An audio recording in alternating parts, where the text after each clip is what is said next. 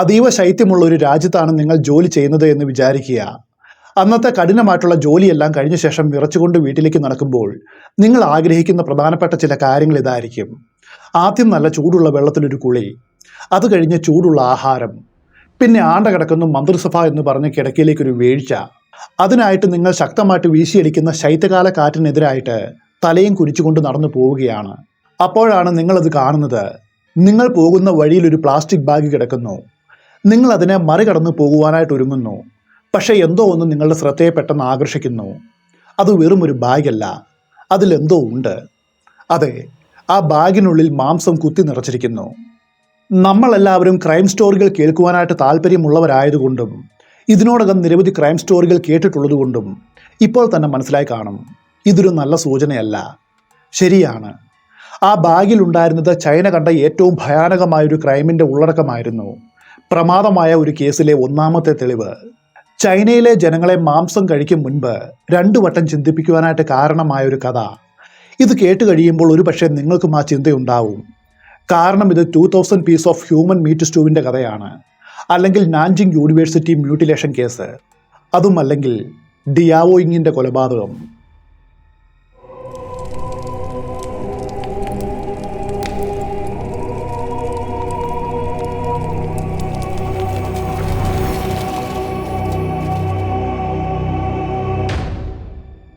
വർഷം 1996 ജനുവരി 19. നാൻജിങ്ങിലെ ആ വർഷത്തെ മഞ്ഞുകാലം വളരെ കഠിനമായിരുന്നു. കഠിനമായിട്ടുള്ള തണുപ്പ്. അതാകട്ടെ അവിടെയുള്ള ജനങ്ങളുടെ കോട്ടുകൾ വരെ തുളച്ചു കയറുവാൻ മാത്രം തീവ്രമായിരുന്നു. മിക്ക ആളുകളും ചൂട് കിട്ടുവാനായിട്ട് വീടിൻ്റെ ഉള്ളിൽ ഹോട്ട്പോട്ട് ഉണ്ടാക്കുകയും മദ്യപിച്ചുമൊക്കെ ഇരുന്നു. പക്ഷേ എല്ലാവർക്കും അങ്ങനെയുള്ള സാഹചര്യമോ സാമ്പത്തിക ശേഷിയോ ഉണ്ടായിരിക്കില്ല, പ്രത്യേകിച്ച് സമൂഹത്തിലെ താഴേക്കിടയിലുള്ള ആളുകളുടെ കാര്യത്തിൽ. അന്നേ ദിവസം ഒരു ശുചീകരണ തൊഴിലാളി തണുത്തു മരവിച്ച് ആ തെരുവിൽ ജോലി ചെയ്യുകയായിരുന്നു. അതും ഓവർ ടൈം. അവിടെയുള്ള നടപ്പാതകൾ വൃത്തിയായിട്ട് സൂക്ഷിക്കുക, അടിഞ്ഞുകൂടുന്ന മഞ്ഞ് കട്ടിയുള്ള ഐസായിട്ട് മാറും മുൻപ് നീക്കം ചെയ്യുക, അങ്ങനെ തുടങ്ങി ഭാരപ്പെട്ട ജോലിയായിരുന്നു അയാൾ ചെയ്തത്. അപ്പോഴാണ് അയാൾ ആ കാഴ്ച കണ്ടത്. ഷിൻജിയിലെ ഹാവോ റോഡിനടുത്ത് ഒരു ബാഗ് ഉപേക്ഷിച്ച നിലയിൽ കിടക്കുന്നു. ആകാംക്ഷയോടെ അയാളത് തുറന്നു നോക്കി. അയാളുടെ കണ്ണുകൾ കൊതികൊണ്ട് വിടർന്നു. അതിനുള്ളിൽ നല്ല വൃത്തിയായിട്ട് മുറിച്ച ഇറച്ചി കഷ്ണങ്ങളായിരുന്നു. അതിൻ്റെ നിറവും മറ്റും നോക്കിയപ്പോൾ പന്നിയിറച്ചിയാണെന്ന് അയാൾ അനുമാനിച്ചു. ഒരുപക്ഷെ ആർക്കെങ്കിലും അറിയാതെ കൈമോശം വന്നതായിരിക്കാം. എന്തെങ്കിലും ആകട്ടെ, അതൊരു ഭാഗ്യമായിട്ട് അയാൾക്ക് തോന്നി. ആ ബാഗ് തൻ്റെ വീട്ടിലേക്ക് കൊണ്ടുപോകുവാനായിട്ട് ഈ തൊഴിലാളി തീരുമാനിച്ചു. അന്ന് രാത്രിയിൽ നല്ല ചൂടുള്ള ഒരു ഉഗ്ര സ്റ്റൂ ഉണ്ടാക്കണമെന്ന് അയാൾ ഉറപ്പിച്ചു. വീട്ടിലെത്തിയതിന് തൊട്ടു പിന്നാലെ സ്റ്റൂവിന് വേണ്ട എല്ലാം അയാൾ തയ്യാറാക്കി. ക്യാരറ്റ്, ഉരുളക്കിഴങ്ങ്, ഉള്ളി, അങ്ങനെ തുടങ്ങി സകലതും അരിഞ്ഞുകൂട്ടി. ആവശ്യമായിട്ടുള്ള എല്ലാ മസാലകളും അടുത്തു വെച്ചു. ജീവിതത്തിൽ കഴിച്ചതിൽ വെച്ച് ഏറ്റവും മികച്ച ഒരു സ്റ്റൂ ഉണ്ടാക്കണം, അതായിരുന്നു അയാളുടെ ലക്ഷ്യം. എല്ലാം തയ്യാറായ ശേഷം ഇറച്ചി വൃത്തിയാക്കുവാനായിട്ട് ഓരോ കഷ്ണം ഇറച്ചിയും എടുത്ത് ശ്രദ്ധാപൂർവം കഴുകുവാൻ തുടങ്ങി. കുറച്ച് ഇറച്ചി വൃത്തിയാക്കിയ ശേഷം അടുത്ത കഷ്ണം എടുക്കുവാനായിട്ട് ബാഗിൻ്റെ ഉള്ളിലേക്ക് കൈ നീട്ടിയതും വളരെ വ്യത്യസ്തമായിട്ടുള്ള എന്തോ ഒന്നാണ് അയാളുടെ കയ്യിൽ തടഞ്ഞത്. അതും അല്പം നീളമുള്ള എന്തോ ഒന്ന്. അയാളത് പുറത്തേക്കെടുത്തു. അയാളെ ഞെട്ടിച്ചുകൊണ്ടൊരു മനുഷ്യൻ്റെ വിരലായിരുന്നു ആ ബാഗിൽ നിന്നും പുറത്തേക്ക് വന്നത്. ആ തൊഴിലാളി ഒരു ശിലാപ്രതിമയെ പോലെ സ്തംഭിച്ചു നിന്നു. ഒരു പക്ഷേ ഇത് തൻ്റെ തോന്നലാണോ എന്നാണ് അയാൾ ആദ്യം വിചാരിച്ചത്. താൻ എന്തോ ഭാവനയെ കാണുകയാണ്. പക്ഷേ വീണ്ടും ആ ബാഗിലേക്ക് നോക്കിയപ്പോൾ അത് തോന്നലല്ല എന്ന് മനസ്സിലായി. ആ മാംസത്തിനിടയിൽ വേറെയും 3 മനുഷ്യ വിരലുകൾ കിടപ്പുണ്ടായിരുന്നു. പിന്നെ ഉയർന്നത് അയാളുടെ നിലവിളിയാണ്. അതാകട്ടെ രാത്രിയുടെ നിശബ്ദതയെ കീറി മുറിച്ചു. തൻ്റെ മുൻപിലെ കാഴ്ച അയാൾക്ക് വിശ്വസിക്കുവാനായിട്ട് കഴിഞ്ഞില്ല. ഈ വിരലുകൾ അത് യാഥാർത്ഥ്യമാണെങ്കിൽ ഇത് പന്നിയിറച്ചിയല്ല, മറ്റെന്തോ ആണ്. പിന്നെ ഒരു നിമിഷം പോലും പാഴാക്കാതെ ഫോൺ എടുത്ത് പോലീസിനെ വിളിച്ചു. അയാൾ ഫോണിലൂടെ പറഞ്ഞ കാര്യങ്ങൾ കേട്ടപ്പോൾ തുടക്കത്തിൽ പോലീസ് വിചാരിച്ചത് ഈ മനുഷ്യന് വല്ല മതിഭ്രമവും ബാധിച്ചിരിക്കാമെന്നാണ്. ഒരുപക്ഷെ നീണ്ട ജോലിക്ക് ശേഷം ഉണ്ടായ തളർച്ചയുടെ ഫലമായിട്ടുണ്ടായ തോന്നലുകൾ. പക്ഷേ ഇങ്ങനെ ഒരു പരാതി കിട്ടിയാൽ അന്വേഷിക്കാതെ ഇരിക്കുവാനും കഴിയില്ല. അവർ നേരെ ശുചീകരണ തൊഴിലാളിയുടെ വീട്ടിലേക്ക് പുറപ്പെട്ടു. അയാൾ അവരെ തനിക്ക് കിട്ടിയ ഇറച്ചി കാണിച്ചതും പോലീസിൻ്റെ മുൻ ധാരണകൾ അവിടെ വെച്ച് മാറി. ഇതൊരു തമാശയല്ലെന്ന് അവർക്ക് മനസ്സിലായി. അവർ ബാഗ് സ്റ്റേഷനിലേക്ക് കൊണ്ടുപോയി. മണിക്കൂറുകളോളം പരിശോധന നടത്തിയതിനു ശേഷം ഫലം പുറത്തു വന്നു. അത് പന്നിയിറച്ചി ആയിരുന്നില്ല, മറിച്ച് ഒരു മനുഷ്യൻ്റെ ശരീരഭാഗങ്ങളായിരുന്നു. പോലീസ് ഉടൻ തന്നെ വ്യാപകമായിട്ടുള്ള തെരച്ചിൽ ആരംഭിച്ചു. ഉദ്യോഗസ്ഥർ നഗരത്തിലൂടെ തെളിവുകൾ അന്വേഷിച്ചലഞ്ഞു. വൈകാതെ ഈ കേസുമായിട്ട് ബന്ധപ്പെട്ട കൂടുതൽ തെളിവുകൾ അവർക്ക് കിട്ടുകയാണ്. അതായത് കൂടുതൽ മീറ്റ് പാക്കറ്റുകൾ. അതെ, നാൻജിങ് യൂണിവേഴ്സിറ്റിക്ക് ചുറ്റുമുള്ള 8ഓളം വ്യത്യസ്തമായിട്ടുള്ള സ്ഥലങ്ങളിൽ നിന്നും സമാനമായിട്ടുള്ള 8ഓളം പാക്കറ്റുകൾ ഉപേക്ഷിച്ച നിലയിൽ ഒന്നൊന്നായിട്ട് അവർ കണ്ടെത്തി.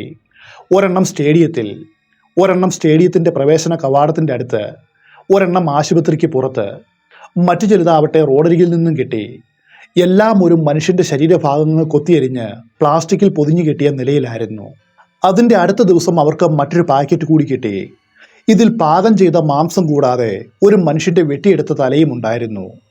ഇതേ തുടർന്ന് 10 ദിവസത്തിന് ശേഷം ഇരയുടെയാണെന്ന് കരുതപ്പെടുന്ന വസ്ത്രങ്ങൾ കിട്ടി. അക്കാലത്ത് DNA ഡാറ്റാബേസുകൾ നിലവിലുണ്ടായിരുന്നില്ല. പക്ഷേ അവർക്ക് കിട്ടിയ മാംസത്തിലുള്ള പേശികലകൾ, മുടിയുടെ സാമ്പിളുകൾ, വസ്ത്രങ്ങൾ എന്നിവയിൽ നിന്നും ഇര ഒരു സ്ത്രീയാണെന്ന് പോലീസിന് മനസ്സിലായി. അതോടെ അവർ സമീപകാലത്തായിട്ട് പെൺകുട്ടികളെ കാണാതായെന്ന് പോലീസിൽ പരാതി നൽകിയ കേസുകൾ ഒന്നൊന്നായിട്ട് പരിശോധിച്ച് ആ പരാതിക്കാരുമായിട്ട് ബന്ധപ്പെടുവാൻ തുടങ്ങി. ഒടുവിൽ ചിതറിക്കിടന്ന ആ പസിലുകളെല്ലാം ഒരുമിച്ച് ചേർന്നു. ദാരുണമായിട്ട് കൊല്ലപ്പെട്ട ആ സ്ത്രീയുടെ പേര് ഡിയാവോ ഏഗിങ് എന്നാണെന്ന് കണ്ടെത്തി. ആരായിരുന്നു ഡിയാവോ ഏഗിങ്? ആരാണ് അവളുടെ ജീവിതം വളരെ ക്രൂരമായിട്ട് കൊത്തിനുറുക്കി ഒരു പന്നിയിറച്ചി പോലെ പാകം ചെയ്ത് തെരുവിൽ വലിച്ചെറിഞ്ഞത്? ആദ്യം നമുക്ക് ഡിയാവോയെ പരിചയപ്പെടാം. 1976 മാർച്ചിൽ ജിയാങ്സു പ്രവിശ്യയിലെ തൗഷൌ സിറ്റിയിലെ ഷാങ്കാവോ ചാങ്ജിയാൻ ജില്ലയിലാണ് ഡിയാവോ ഏഗിങ് ജനിച്ചത്. 2 സഹോദരങ്ങളിൽ ഇളയവളായിരുന്നു ഡിയാവോ ഏഗിങ്. മൂത്ത സഹോദരിയുടെ പേര് ഡിയാവോ ഐഹ എന്നാണ്. അവരത്ര ധനികരൊന്നും ആയിരുന്നില്ല. കൊടിയ ദാരിദ്ര്യത്തിലായിരുന്നു ആ കുടുംബം ജീവിച്ചത്. അവരുടെ മഞ്ഞുകാലങ്ങൾ വളരെ കഠിനമായിരുന്നു. കാരണം ഈ സഹോദരിമാർക്ക് ധരിക്കുവാനായിട്ട് ഒരു കോട്ട് മാത്രമായിരുന്നു ഉണ്ടായിരുന്നത്. ഇളയവളായതുകൊണ്ട് ഡിയാവോയ്ക്ക് എപ്പോഴും പഴയ വസ്ത്രങ്ങളാണ് കിട്ടാറ്. മറ്റു കുട്ടികൾ കളിക്കുകയും ലഘുഭക്ഷണങ്ങൾ ഒരു മടിയുമില്ലാതെ വാങ്ങുകയും ചെയ്യുമ്പോൾ ഡിയാവോ സഹോദരിമാർക്കൊരു മിഠായി വാങ്ങുവാൻ പോലും ഓരോ നാണയവും സൂക്ഷിച്ചു വയ്ക്കേണ്ടി വന്നു. ഒടുവിൽ മൂത്തവളായ ഡിയാവോ ഐഹ തൻ്റെ കുടുംബത്തെ സഹായിക്കുവാനായിട്ട് പഠനം നിർത്തുവാനായിട്ട് തീരുമാനിച്ചു. തൻ്റെ ഇളയ സഹോദരിയെ പരമാവധി പഠിപ്പിക്കുവാനായിട്ട് അവൾ ആഗ്രഹിച്ചു. അതിനു വേണ്ടിയിട്ട് എന്ത് ജോലിയും ചെയ്യുവാനായിട്ട് തയ്യാറായി. തൻ്റെ കുടുംബം തനിക്ക് വേണ്ടി ചെയ്യുന്ന ത്യാഗം എത്ര വലുതായിരുന്നുവെന്ന് ഡിയാവോ ഏഗിങ്ങിനും അറിയാമായിരുന്നു.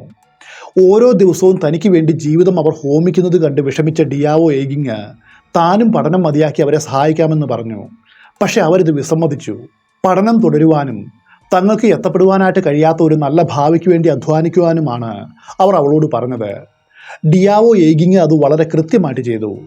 അവൾ മറ്റേത് കുട്ടികളെക്കാളും കഠിനാധ്വാനം ചെയ്തു. ഒടുവിൽ നാൻജിങ് യൂണിവേഴ്സിറ്റിയിലേക്കുള്ള പ്രവേശന പരീക്ഷയും പാസ്സായി. അതൊരു ചെറിയ കാര്യവുമല്ല. 1995 ഒക്ടോബറിൽ ഇൻഫർമേഷൻ മാനേജ്മെൻറ്റ് ഡിപ്പാർട്ട്മെൻറ്റിന് കീഴിൽ കമ്പ്യൂട്ടർ ആപ്ലിക്കേഷൻ പ്രോഗ്രാം പഠിക്കുവാനായിട്ട് അവൾ തീരുമാനിച്ചു.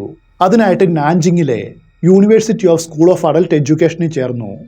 കുടുംബം അവളെ പിന്തുണയ്ക്കുവാനായിട്ട് കഴിയുന്നതെല്ലാം ചെയ്തു. എങ്കിലും എത്രയൊക്കെ കഷ്ടപ്പെട്ടിട്ടും അവർക്ക് ഡിയാവോയ്ക്ക് വേണ്ടി ഒരു കമ്പ്യൂട്ടർ പോലും വാങ്ങിക്കുവാനായിട്ട് കഴിഞ്ഞില്ല. അതുപോലെ മറ്റു കുട്ടികൾക്ക് വീട്ടുകാർ അയക്കും പോലെ വിലയേറിയ സമ്മാനങ്ങൾ അയക്കുവാനും കഴിഞ്ഞില്ല. അതിൽ ഡിയാവോയ്ക്ക് യാതൊരു പരാതിയുമില്ലായിരുന്നു. വീട്ടുകാർ തങ്ങളുടെ പ്രശ്നങ്ങളൊന്നും പറഞ്ഞ് അവളെ ഒരിക്കലും വിഷമിപ്പിച്ചില്ല. അവളുടെ മുത്തശ്ശൻ മരിച്ചപ്പോഴും അതുപോലെ അവളുടെ സഹോദരി വിവാഹിതയായപ്പോൾ പോലും അവരവളെ അറിയിച്ചില്ല. ഒരു നിമിഷം പോലും ഡിയാവോയുടെ ശ്രദ്ധ പഠനത്തിൽ നിന്നും മാറാതിരിക്കുവാനായിരുന്നു അത്. ഡിയാവോയും അതുപോലെ പഠനത്തിൽ ശ്രദ്ധ കേന്ദ്രീകരിക്കുവാനായിട്ട് പരമാവധി ശ്രമിച്ചു. അവളുടെ സഹപാഠികൾ അവളെ അന്തർമുഖയും വളരെ ലാളിത്യമുള്ളവളുമായിട്ടാണ് വിശേഷിപ്പിച്ചത്. അവൾ സാധാരണയായിട്ട് കുറച്ച് വസ്ത്രങ്ങൾ തന്നെയാണ് തന്നെയും പിന്നെയും ധരിക്കാറ്. ബാഹ്യ സൗന്ദര്യത്തിന് വലിയ ശ്രദ്ധയൊന്നും നൽകിയിരുന്നില്ല. പക്ഷേ എപ്പോഴും വൃത്തിയായിട്ട് നടക്കുമായിരുന്നു. ആളുകളുമായിട്ട് അധികമൊന്നും കൂട്ടുകൂടുവാനായിട്ട് ഇഷ്ടപ്പെട്ടിരുന്നില്ല. എങ്കിലും മനസ്സിന് ശാന്തത കിട്ടുവാനായിട്ട് അവൾക്ക് ചെറിയൊരു സൗഹൃദ വലയമുണ്ടായിരുന്നു. നാൻജിങ്ങിലേക്ക് മാറിയതിനു ശേഷവും ഡിയാവോ തൻ്റെ പഴയ സഹപാഠികളുമായിട്ട് നല്ല ബന്ധം പുലർത്തിയിരുന്നു. 1996 ജനുവരി 7 അവൾ അവരുമായിട്ട് അത്താഴം കഴിക്കുവാനായിട്ട് ജന്മനാട്ടിലേക്ക് വന്നിരുന്നു. അടുത്ത ദിവസം അവൾ തിരികെ നാൻജിങ് യൂണിവേഴ്സിറ്റിയിലേക്ക് മടങ്ങുകയും ചെയ്തു. ജനുവരി 10 വൈകുന്നേരം 5 മണിയോടെ ഡിയാവോ ക്യാമ്പസിൽ നിന്നും പുറത്തേക്ക് പോകുന്നത് അവളുടെ സഹപാഠികൾ കണ്ടിരുന്നു. പിന്നീട് അവൾ തിരികെ വന്നിട്ടില്ലെന്ന് അവർ ഓർത്തു. അവൾ അന്ന് ക്യാമ്പസിൽ നിന്നും പുറത്തേക്ക് പോകും മുൻപായിട്ട് ഒരു കാര്യം സംഭവിച്ചിരുന്നു. അവളുടെ ഹോസ്റ്റൽ മുറിയിലെ റൂംമേറ്റ് ഇൻഡക്ഷൻ കുക്കർ ഉപയോഗിച്ചു. ഇത് ഹോസ്റ്റൽ നിയമങ്ങൾക്ക് എതിരായിരുന്നു. അവരുടെ മുറിയിൽ വെച്ച് നിയമലംഘനം നടന്നതുകൊണ്ട് പിഴയുടെ പകുതി നൽകണമെന്ന് ഹോസ്റ്റൽ വാർഡൻ ഡിയാവോയോട് പറഞ്ഞു. താൻ തെറ്റൊന്നും ചെയ്തിട്ടില്ല എന്ന് ഡിയാവോ അവരോട് തർക്കിക്കുവാനായിട്ട് ശ്രമിച്ചു. പക്ഷേ ജീവനക്കാർ ആ പണം അവൾ അടച്ചേ മതിയാകൂ എന്ന് നിർബന്ധിച്ചു. ആ തർക്കത്തിന് ശേഷമാണ് ഡിയാവോ പുറത്തേക്ക് പോയത്. എന്നാൽ അന്ന് രാത്രിയിൽ അവൾ തിരികെ വന്നില്ല. അതിനുശേഷം ഒരിക്കലും വന്നില്ല. ആദ്യമൊന്നും അവളുടെ സുഹൃത്തുക്കൾ ഇതേക്കുറിച്ച് കാര്യമായിട്ട് ചിന്തിച്ചില്ല. കാരണം അത് പരീക്ഷ നടക്കുന്ന സമയമാണ്. ഡിയാവോ ഏറ്റവും കൂടുതൽ ടെൻഷനാകുന്ന സമയവുമാണിത്. ഈ സമയത്ത് മുറിയിൽ ഒതുങ്ങിക്കൂടി അവൾ ദിവസങ്ങളോളം പഠിക്കും. പുറത്തു പോകേണ്ട ആവശ്യം വന്നാൽ പോലും അധികം സമയം എടുക്കില്ല. അവളെ അവസാനമായിട്ട് കാണുമ്പോൾ കറുത്ത ലൈനിങ് ഉള്ള ഒരു ചുവപ്പ് കോട്ടായിരുന്നു ധരിച്ചിരുന്നത്. വൈകാതെ അവളുടെ തിരോധാനം സഹപാഠികളും റൂംമേറ്റും മനസ്സിലാക്കി. ഡിയാവോയെ കാണുവാനില്ല എന്ന് ഹോസ്റ്റൽ അധികാരികളെ അവർ അറിയിച്ചു. എന്നാൽ ഹോസ്റ്റൽ അധികൃതർ ഇക്കാര്യം ഉടനെയൊന്നും അവളുടെ കുടുംബത്തെ അറിയിക്കേണ്ടതില്ല എന്ന് തീരുമാനിച്ചു. ഡിയാവോ വൈകാതെ മടങ്ങി വരുമെന്നും വെറുതെ അവളുടെ കുടുംബത്തിന് വിഷമം ഉണ്ടാക്കണ്ട എന്നും അവർ വിചാരിച്ചിരിക്കാം. അതുകൊണ്ട് അവർ ഈ കാര്യം അവളുടെ സുഹൃത്തുക്കളുടെയും ഹോസ്റ്റലിലെ ജീവനക്കാരുടെയും ഇടയിൽ ഒതുക്കി നിർത്തി. പക്ഷേ ജനുവരി 19 എല്ലാം കൈവിട്ടുപോയി. അന്നാണ് ഈ വാർത്ത പുറത്തേക്ക് വരുന്നത്. ഡിയാവോയെ കാണാതായിട്ട് ഒരാഴ്ചയിലധികം കഴിഞ്ഞപ്പോൾ നാൻജിങ് യൂണിവേഴ്സിറ്റിക്ക് സമീപം ജോലി ചെയ്തിരുന്നൊരു ശുചീകരണ തൊഴിലാളിയെ റോഡരികിൽ കിടന്നിരുന്നൊരു ഹാൻഡ് ബാഗ് കണ്ടു. പന്നിയിറച്ചിയാണെന്ന് കരുതി അത് വീട്ടിലെത്തി തുറന്നു നോക്കിയപ്പോൾ അതിൻ്റെ ഉള്ളിൽ മനുഷ്യൻ്റെ വിരലുകൾ കണ്ടെത്തി. ഉടൻ തന്നെ പോലീസിൽ വിവരം അറിയിച്ചു. അതേ തുടർന്ന് അന്വേഷണമുണ്ടായി. പിന്നീട് വന്ന ദിവസങ്ങളിൽ പോലീസിന് സമാനമായിട്ടുള്ള നിരവധി ബാഗുകൾ കണ്ടെത്തുവാനായി. എല്ലാ ബാഗിലും ഒരു മനുഷ്യൻ്റെ ശരീരഭാഗങ്ങൾ ചെറിയ കഷ്ണങ്ങളായിട്ട് മുറിച്ച് നിറച്ച നിലയിലാണ് ഉണ്ടായിരുന്നത്. വളരെ വൃത്തിയായിട്ട് ഇത് ചെയ്തതുകൊണ്ട് ഒറ്റ നോട്ടത്തിൽ മിക്ക ആളുകളും അത് പന്നിയിറച്ചിയാണെന്ന് തെറ്റിദ്ധരിക്കുമായിരുന്നു. മാംസ കഷ്ണങ്ങൾ വളരെ ചെറുതായതുകൊണ്ട് ഇരയുടെ ലിംഗം കണ്ടെത്തുവാനായിട്ട് പോലീസിന് കൂടുതൽ സമയമെടുത്തു. പേശി കലകളും അതുപോലെ തിരിച്ചറിയുവാനായിട്ട് കഴിഞ്ഞ കുറച്ച് ശാരീരിക സവിശേഷതകളെയും അടിസ്ഥാനമാക്കിയാണ് ഇര ഒരു സ്ത്രീയാണെന്ന് അവർ ഒടുവിൽ സ്ഥിരീകരിച്ചത്. ഇതിനു തൊട്ടു പിന്നാലെ ഷൂജിയാങ് പോലുള്ള സ്ഥലങ്ങളിലും നഗരത്തിൻ്റെ മറ്റു കോണുകളിൽ നിന്നും കൂടുതൽ ബാഗുകൾ കണ്ടെത്തി. പാകം ചെയ്ത ഇറച്ചി, വസ്ത്രങ്ങൾ, പാകം ചെയ്ത മനുഷ്യൻ്റെ തല വരെ ആ ബാഗിൽ ഉണ്ടായിരുന്നു. ആ തിരച്ചിലിൻ്റെ അവസാനം പോലീസിന് അവളുടെ ശരീരത്തിൻ്റെ 2000-ലധികം കഷ്ണങ്ങൾ കിട്ടിയിരുന്നു. ഓരോന്നും പ്ലാസ്റ്റിക്കിൽ ശ്രദ്ധാപൂർവം പൊതിഞ്ഞാണ് കൊലയാളി ഉപേക്ഷിച്ചത്. മാംസം മുറിച്ച രീതിയും കഴുത്തിനു ചുറ്റുമുള്ള മുറിവുകളുടെ കൃത്യതയും പരിശോധിച്ച പോലീസിന് ഒരു കാര്യം മനസ്സിലായി. ഒരു സാധാരണ വ്യക്തിക്ക് ചെയ്യുവാനായിട്ട് കഴിയുന്ന ഒന്നായിരുന്നില്ല ഈ ക്രൂരകൃത്യം. പ്രൊഫഷണൽ കഴിവുകളുള്ള ആരോ ഒരാളാണ് ഇത് കൈകാര്യം ചെയ്തത് എന്ന് അവർക്ക് മനസ്സിലായി. അതൊരു പക്ഷെ ഒരു കശാപ്പുകാരനോ അല്ലെങ്കിൽ ഒരു സർജനോ വരെ ആവാം. ഏറ്റവും ഞെട്ടിക്കുന്ന കാര്യം, അവളുടെ ശരീരത്തിൻ്റെ ചില ഭാഗങ്ങൾ ദിവസങ്ങളോളം പാകം ചെയ്തിരുന്നു. ഇതുമൂലം മുഖം തിരിച്ചറിയുവാനായിട്ട് കഴിയാത്ത അവസ്ഥയിലായിരുന്നു. അതുകൊണ്ട് കൃത്യമായിട്ടുള്ള മരണസമയവും കണ്ടെത്തുവാനായിട്ട് കഴിഞ്ഞില്ല. മറ്റൊരു പ്രധാനപ്പെട്ട കാര്യം, അവളുടെ ഹൃദയം, കരൾ, പ്ലീഹ തുടങ്ങിയ പ്രധാനപ്പെട്ട ആന്തരിക അവയവങ്ങൾ ഒന്നും തന്നെ കാണുവാനില്ലായിരുന്നു. ഈ കണ്ടെത്തൽ പിന്നീട് നിരവധി തിയറികൾക്ക് വഴിവെച്ചു. കണ്ടെടുക്കപ്പെട്ട തലയുടെ വലത് കവിളിൽ അപ്പോഴും ഒരു ചെറിയ മറുക നശിച്ചു പോകാതെ ഉണ്ടായിരുന്നു. അതുവെച്ചുള്ള അന്വേഷണത്തിലാണ് കൊല്ലപ്പെട്ടത് ഡിയാവോ ഏഗിങ് ആണെന്ന് തിരിച്ചറിഞ്ഞത്. ഇതറിഞ്ഞതും ആ കുടുംബം തകർന്നുപോയി. അവരുടെ എല്ലാ പ്രതീക്ഷയുമാണ് അവിടെ അസ്തമിച്ചത്. അവരുടെ പ്രിയപ്പെട്ട ഡിയാവോ ഏഗിങ് ക്രൂരമായിട്ട് കൊല്ലപ്പെട്ടിരിക്കുന്നു. കൊലയാളിയെ ഇതുവരെയും കണ്ടെത്തുവാനായിട്ട് കഴിഞ്ഞിട്ടില്ല. ആ സമയത്തും അവളെ കൊലപ്പെടുത്തിയ വ്യക്തി പുറത്ത് സ്വതന്ത്രമായിട്ട് അലഞ്ഞു നടക്കുന്നു. ഈ കേസ് അന്വേഷിച്ച ഒരു സീനിയർ പോലീസ് ഓഫീസർ പിന്നീട് ഇങ്ങനെ പറഞ്ഞു: ഈ കൊലപാതകം ഒരിക്കലും അമച്വറായിട്ടുള്ള ഒരുവന്റെ പണിയല്ല. കൊലയാളിക്ക് മനുഷ്യ ശരീര ഘടനയെക്കുറിച്ച് ആഴത്തിലുള്ള അറിവുണ്ട്. വളരെ കൃത്യതയോടെയാണ് അയാൾ ഡിയാവോയെ കഷ്ണങ്ങളാക്കിയത്. പോലീസിന്റെ പ്രാഥമിക അന്വേഷണം സ്വാഭാവികമായിട്ടും ഡിയാവോയുമായിട്ട് ഏറ്റവും അടുപ്പമുള്ളവരെ ചുറ്റിപ്പറ്റിയാണ് നീങ്ങിയത്. ഡിയാവോയുടെ സഹപാഠികളെയും അധ്യാപകരെയും അതുപോലെ യൂണിവേഴ്സിറ്റിക്ക് ചുറ്റും താമസിക്കുന്ന ആളുകളെയും ചുറ്റിപ്പറ്റിയായിരുന്നു ആ അന്വേഷണം. തുടക്കത്തിൽ അവരൊരു പ്രൊഫൈൽ ഉണ്ടാക്കി. അവരെ സംശയിക്കപ്പെടുന്നവരുടെ പരിധിയിലും പെടുത്തി. ഒറ്റയ്ക്ക് താമസിക്കുന്ന ആരോഗ്യവാനും മധ്യവയസ്കനുമായിട്ടുള്ളൊരു മനുഷ്യനെയാണ് അവർ അന്വേഷിച്ചത്. ആ വ്യക്തിക്ക് തൻ്റെ മുറിയിൽ നിന്ന് നോക്കിയാൽ യൂണിവേഴ്സിറ്റിയും പരിസരവും വ്യക്തമായിട്ടും കാണുവാൻ കഴിയണം. എന്നാൽ ആ പ്രദേശം മുഴുവനും തെരഞ്ഞിട്ടും ആ പ്രൊഫൈലിന് അനുയോജ്യനായിട്ടുള്ള ഒരാളെ പോലും കണ്ടെത്തുവാനായിട്ട് കഴിഞ്ഞില്ല. അതോടെ ചുറ്റുമുള്ള പ്രദേശങ്ങളിലേക്ക് അന്വേഷണം വ്യാപിപ്പിച്ചു. പക്ഷേ എല്ലാ വഴികളും ഒരേപോലെ അവസാനിച്ചു. ഒരിടത്തും എത്തിച്ചേരുവാനായിട്ട് അവർക്ക് സാധിച്ചില്ല. 1990-കളായതുകൊണ്ട് CCTV അത്ര വ്യാപകമായിരുന്നില്ല. നാൻജിങ് പോലീസ് ഈ കേസ് വളരെ ഗൗരവമായിട്ടാണ് എടുത്തത്.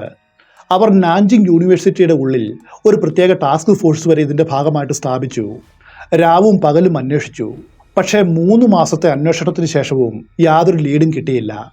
ഒടുവിൽ ടാസ്ക് ഫോഴ്സ് പിരിച്ചുവിട്ടു. യൂണിവേഴ്സിറ്റിയിലെ വിദ്യാർത്ഥികളെയും അധ്യാപകരെയും സുഹൃത്തുക്കളെയും ചുറ്റിപ്പറ്റിയുള്ള അന്വേഷണത്തിൽ നിന്നും ഒരു ലീഡും ഉണ്ടായില്ല. തങ്ങളല്ല പ്രതിയെന്ന് തെളിയിക്കുവാനായിട്ട് അവർക്കെല്ലാവർക്കും വളരെ ശക്തമായിട്ടുള്ള അലിബികൾ ഉണ്ടായിരുന്നു. ഈ ഘട്ടത്തിലാണ് പോലീസ് തിയറി ഒന്നും മാറ്റിയത്. ഒരു പക്ഷേ ഡിയാവോയ്ക്ക് അറിയാവുന്ന ഒരാളായിരിക്കില്ല ഇതിന് പിന്നിൽ. ഒരു മാനസിക രോഗിയുടെ പ്രവൃത്തി ആയിരിക്കാം അവളുടെ മരണത്തിന് കാരണം. മാധ്യമങ്ങളും ഈ വാർത്ത ഏറ്റെടുത്തു. എല്ലാ സംഭവ വികാസങ്ങളും അവർ വളരെ പ്രാധാന്യത്തോടെ റിപ്പോർട്ട് ചെയ്തു. കൊലയാളിയെ കണ്ടെത്തുവാനായിട്ട് സഹായിക്കുന്ന വിവരം നൽകുന്നവർക്ക് പോലീസ് പ്രതിഫലം വരെ വാഗ്ദാനം ചെയ്തു. അതോടൊപ്പം ഡിയാവോയുടെ ശരീരഭാഗങ്ങൾ പൊതിയുവാനായിട്ട് ഉപയോഗിച്ച പ്ലാസ്റ്റിക് ബാഗുകൾ, ഇറച്ചി കൊണ്ടുപോയ ഹാൻഡ് ബാഗ്, അന്വേഷണത്തിനിടെ അവർക്ക് കിട്ടിയ പ്രിന്റഡ് ബെഡ്ഷീറ്റ്, അങ്ങനെ തുടങ്ങിയ സകല കാര്യങ്ങളും പോലീസ് പുറത്തുവിട്ടു. ഇത് വെച്ച് ആരെങ്കിലും എന്തെങ്കിലും തിരിച്ചറിയുമെന്നാണ് അവർ വിചാരിച്ചത്. എന്നാൽ ഒരു ഇൻഫർമേഷനും കിട്ടിയില്ല. അങ്ങനെ വർഷങ്ങൾ കടന്നുപോയി. ഈ കേസ് ഔദ്യോഗികമായിട്ട് പരിഹരിക്കുവാനുള്ള സമയപരിധിയും കടന്നു വരികയാണ്. അതോടെ അന്വേഷണം നിലയ്ക്കുന്ന അവസ്ഥയിലായി. അങ്ങനെ 20 വർഷമാണ് മുൻപോട്ട് പോയത്. 2016 ജനുവരി 19 നാൻജിങ്ങിലെ ഒരു വൈചാറ്റ് സോഷ്യൽ മീഡിയ അക്കൗണ്ടിൽ പെട്ടെന്നൊരു ലേഖനം പ്രത്യക്ഷപ്പെട്ടു. അതിൽ ഞെട്ടിക്കുന്നൊരു കാര്യം ചൂണ്ടിക്കാട്ടിയിരുന്നു. നാൻജിങ് യൂണിവേഴ്സിറ്റി മർഡർ കേസിന്റെ അന്വേഷണ പരിധിയുടെ അവസാന വർഷമാണിതെന്നും ഈ വർഷം അവസാനിക്കും മുൻപ് കുറ്റവാളിയെ പിടികൂടിയില്ലെങ്കിൽ ഈ കേസ് നിയമപരമായിട്ട് കാലഹരണപ്പെടുമെന്നും അതോടെ കൊലയാളിക്ക് സ്വതന്ത്രമായിട്ട് നടക്കാമെന്നും ഞാനാണ് കുറ്റം ചെയ്തത് എന്നൊരു പ്രസ് കോൺഫറൻസ് വിളിച്ചുകൂട്ടി പ്രതി കുറ്റം സമ്മതിച്ചാൽ പോലും നിയമത്തിന് അവനെ ഒന്നും ചെയ്യുവാനായിട്ട് കഴിയില്ല എന്നുമായിരുന്നു ആ പോസ്റ്റിൽ ഉണ്ടായിരുന്നത്. ചില രാജ്യങ്ങളിൽ ഇങ്ങനെ ഒരു നിയമമുണ്ട്. നിശ്ചിത സമയപരിധിക്കുള്ളിൽ കുറ്റവാളിയെ പിടിച്ചില്ലെങ്കിൽ അയാൾ കുറ്റവിമുക്തനാവും. ചിലപ്പോൾ പോലീസിന്റെ പ്രവർത്തനശേഷി കൂട്ടുവാനായിരിക്കും ഇങ്ങനൊരു നിയമമുള്ളത്. എന്തായാലും ഈ ലേഖനം വലിയൊരു പ്രതിഷേധത്തിന് കാരണമായി. ആളുകൾ രോഷാകുലരായി. അവർ ഈ കേസിലൊരു പുനർവിചിന്തനം വേണമെന്ന് ആവശ്യപ്പെട്ടു. ഇതുപോലെ മനുഷ്യ മനസാക്ഷിയെ ഞെട്ടിച്ച ഒരു കേസ് തെളിയിക്കപ്പെടാതെ പോകുന്നത് അവർക്ക് ചിന്തിക്കുവാനായിട്ട് പോലും കഴിഞ്ഞില്ല. എന്തായാലും ജനങ്ങളുടെ പ്രതിഷേധത്തിന് ഫലമുണ്ടായി. അടുത്ത ദിവസം ക്രിമിനൽ ഇൻവെസ്റ്റിഗേഷൻ ബ്യൂറോ ഔദ്യോഗികമായിട്ട് ജനങ്ങളോട് ഇങ്ങനെ പറഞ്ഞു, ഈ കേസ് ഞങ്ങൾ ക്ലോസ് ചെയ്യുന്നില്ല. എത്ര കാലതാമസമെടുത്താലും ഇതിന്റെ അവസാനം കാണും വരെ അന്വേഷണം നടത്തും. ഡിയാവോ ഏഗിങ്ങിന്റെ കുടുംബത്തിന് വേണ്ടതും അത് മാത്രമായിരുന്നു. അവർക്കറിയേണ്ടത് സത്യമാണ്. കൊലയാളി ഇനി മുൻപോട്ട് വന്നാൽ പോലും അവനോട് ക്ഷമിക്കുവാനായിട്ട് തങ്ങൾ തയ്യാറാണെന്ന് അവർ പറഞ്ഞു. പക്ഷേ എന്തിന് ഡിയാവോയോട് അവൻ ഇത് ചെയ്തു? അതവർക്കറിയണം. അതിൻ്റെ ഉത്തരം മാത്രം അവർക്ക് വേണം. വർഷങ്ങളോളം ഈ കേസ് പലതവണ ഓൺലൈനിൽ വൈറലായിട്ട് മാറിയിരുന്നു. ഓരോ തവണയും പുതിയ പുതിയ ചർച്ചകളും പുതിയ പുതിയ തിയറികളും സംശയങ്ങളും ആളുകൾ മുൻപോട്ട് വെച്ചു. കൊലയാളി തെളിവുകൾ പൂർണ്ണമായിട്ടും നശിപ്പിക്കുവാനാണ് ശരീരഭാഗങ്ങൾ പാകം ചെയ്ത് പൊതുവിടങ്ങളിൽ വലിച്ചെറിഞ്ഞത് എന്ന് ചിലർ വിശ്വസിക്കുന്നു. ചിലരാകട്ടെ ഇത് വ്യക്തിപരമായിട്ടുള്ള വൈരാഗ്യത്തിന്റെ പുറത്തു നടന്ന ഒന്നാണെന്ന് വിശ്വസിക്കുന്നു. വേറെ ചിലരാവട്ടെ ഡിയാവോയുടെ കൊലയാളി വിചിത്രമായ ലൈംഗിക വൈകൃതമുള്ളൊരു മനോരോഗി ആയിരിക്കുമെന്നും അന്ന് രാത്രിയിൽ അവൾ അയാളുടെ കയ്യിൽ യാദൃശ്ചികമായിട്ട് അകപ്പെട്ടതായിരിക്കുമെന്നും പറഞ്ഞു. ഇതിനിടയിൽ ഡിയാവോ ഏഗിങ്ങിൻ്റെ ഒരു പഴയ ഫോട്ടോ ആരോ പുറത്തുവിട്ടു. അത് പത്രങ്ങളിലും വന്നു. അതിൽ അവൾ മുടി ക്രോപ്പ് ചെയ്താണുള്ളത്. കൂടാതെ ഒരു ചുവന്ന കോട്ടും ധരിച്ചിരുന്നു. ഇത് വലിയൊരു പരിഭ്രാന്തിക്ക് കാരണമായി. ഡിയാവോയുടെ വേഷം പോലെ നീളം കുറഞ്ഞ മുടിയും ചുവപ്പ് കോട്ടും ധരിച്ച സ്ത്രീകളെ ഒരു സീരിയൽ കില്ലർ ലക്ഷ്യമിടുന്നുണ്ടോ എന്ന് ആളുകൾ ഭയപ്പെടുവാൻ തുടങ്ങി. മറ്റൊരു തിയറിയും ഇതിനിടെ ഉയർന്നു. ഡിയാവോയുടെ ആന്തരിക അവയവങ്ങൾ അപ്രത്യക്ഷമായിരുന്നുവല്ലോ, അതുകൊണ്ട് അവൾ മനുഷ്യക്കടത്തിന് ഇരയായെന്നും അവയവ മാഫിയ ആണ് അവളെ കടത്തിയതെന്നും പലരും സംശയിച്ചു. വർഷങ്ങളായിട്ട് ചൈനീസ് അധോലോകം നടത്തി വന്നൊരു ക്രൂരതയാണ് അവയവ കടത്ത്. ഇതിന് തുടക്കം കുറിച്ചത് ചൈനീസ് ഗവൺമെന്റ് തന്നെയായിരുന്നു. ഷൂവേ വാങ് എന്ന ഇൻവെസ്റ്റിഗേറ്റീവ് ജേർണലിസ്റ്റ് എഴുതിയ ഒരു ലേഖനത്തിൽ പറയുന്നത് 1983 മുതലാണ് ഗവൺമെന്റ് ഈ പദ്ധതി നടപ്പിലാക്കിയത് എന്നാണ്. തുടക്കത്തിൽ ചൈനയിൽ വധശിക്ഷയ്ക്ക് വിധിക്കപ്പെട്ട കുറ്റവാളികളുടെ അവയവങ്ങൾ എടുത്ത് ആവശ്യമുള്ളവർക്ക് നൽകിയിരുന്നു. എന്നാൽ ആവശ്യക്കാർ ധാരാളം ഉള്ളതുകൊണ്ട് കുറ്റവാളികളുടെ അവയവങ്ങൾ ഒന്നിനും തികയുമായിരുന്നില്ല. ഇതോടെ ചൈനീസ് മാഫിയ ഇതൊരു നല്ല ബിസിനസ് ആണെന്ന് മനസ്സിലാക്കി അവർ നിരവധി ആളുകളെ ഈ ആവശ്യത്തിന് വേണ്ടി തട്ടിക്കൊണ്ടുപോയിട്ട് കൊലപ്പെടുത്തുവാൻ ആരംഭിച്ചു. നിരവധി ആളുകൾ ഇത്തരത്തിൽ ദുരൂഹമായിട്ട് അപ്രത്യക്ഷമായിട്ടുണ്ട്. കഴിഞ്ഞ 2015 സർക്കാർ കുറ്റവാളികളുടെ അവയവങ്ങൾ എടുക്കുന്നത് ഔദ്യോഗികമായിട്ട് നിർത്തലാക്കിയത്. അതോടെ വീണ്ടും ആവശ്യക്കാർ കൂടി. നിരപരാധികൾ കൂടുതലായിട്ട് അപ്രത്യക്ഷരാകുവാൻ തുടങ്ങി. എങ്കിലും ഡിയാവോയുടെ മരണത്തെ അവയവക്കടത്തുമായിട്ട് ബന്ധിപ്പിക്കുവാനായിട്ട് വ്യക്തമായിട്ടുള്ള തെളിവുകൾ ഒന്നും കിട്ടിയിട്ടില്ല. പക്ഷേ ഈ കേസിൽ അവയവങ്ങൾ കാണാതായത് മൂലം ഏറ്റവും വിശ്വസനീയമായിട്ടുള്ള തിയറികളിൽ ഒന്നായിട്ട് ഇത് മാറി. ഇവിടെ വേറെ ഒരു ചോദ്യം അവശേഷിക്കുന്നുണ്ട്. ഓർഗൻ മാഫിയ ആണ് ഇതിന് പിന്നിലെങ്കിൽ എന്തിനാണ് അവർ അവളെ 2000 കഷ്ണങ്ങളായിട്ട് മുറിച്ചത്? അവർക്ക് ജഡം നശിപ്പിക്കുവാനായിട്ട് വേറെ എത്രയോ വഴികളുണ്ട്. അതുകൊണ്ട് കൊലയാളി ഒരു നരഭോജിയാണെന്ന് ചിലർ പറയുന്നു. നരഭോജനത്തിന് വേണ്ടി ആർത്തി മൂത്ത് അലഞ്ഞു നടക്കുന്ന ഒരുവൻ. എന്നാൽ ഈ തിയറിക്കും ഒരു പോരായ്മയുണ്ട്. കൊലയാളി നരഭോജിയാണെങ്കിൽ എന്തിനാണ് അവളുടെ ശരീരം മുറിച്ച് നഗരത്തിലെമ്പാടും വലിച്ചെറിഞ്ഞത്? അയാൾ അത് കഴിക്കുവാനല്ലേ തീരുമാനിക്കൂ. അഴിക്കും തോറും മുറുകുന്ന ഒന്നായിട്ട് മാറി ഈ കേസ്. നിരവധി ആളുകൾ സ്വമേധയാ ഈ കേസിനെക്കുറിച്ച് അന്വേഷിക്കുവാനായിട്ട് ശ്രമിച്ചു. അത് വലിയ പൊല്ലാപ്പുകളാണ് പിന്നീട് ഉണ്ടാക്കിയത്. അത്തരം ചില കാര്യങ്ങൾ കൂടി നമുക്ക് നോക്കാം. 2007 മാർച്ച് 21 ഷിലിയോച്ചോ എന്ന ഒരാൾ ഈ കേസിനെക്കുറിച്ച് വിശദമായിട്ടുള്ളൊരു വിവരണവും അയാളുടെ നിഗമനങ്ങളും ഓൺലൈനിൽ പോസ്റ്റ് ചെയ്തു.